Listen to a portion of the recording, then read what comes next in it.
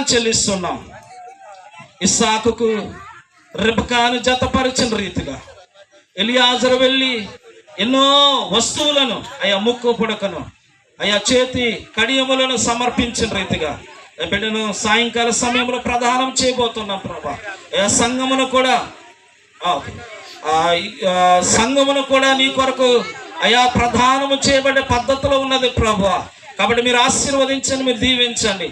ఈ పెండియాల్లో కూర్చున్న వారు యేసు అనే గొప్ప దేవుణ్ణి ఎరగకపోతే అయ్యా మంచివాని కొరకు కూడా ఒకటి ప్రాణం పెట్టలేడు. కానీ యేసు ప్రభు అనేక మంది కొరకు క్రయధనముగా ప్రాణం పెట్టాడని, యవన రక్తాన్ని కాచాడని, ఆ సంఘమును కట్టాడని, ఆ సంఘమునే పెండ్లి కుమార్తెగా ఆయన సంసారం కాపురం చేయడానికి కాదు కానీ ఆయనతో ఉండడానికి, యుగ యుగాల్లో ఉండడానికి, నిత్య మహిమలో ఉండడానికి, నరకాగ్ని తప్పించడానికి ఆయన తీసుకుని వెళ్ళబోతున్నాడని ఎరగడానికి సహాయం ఇవ్వండి.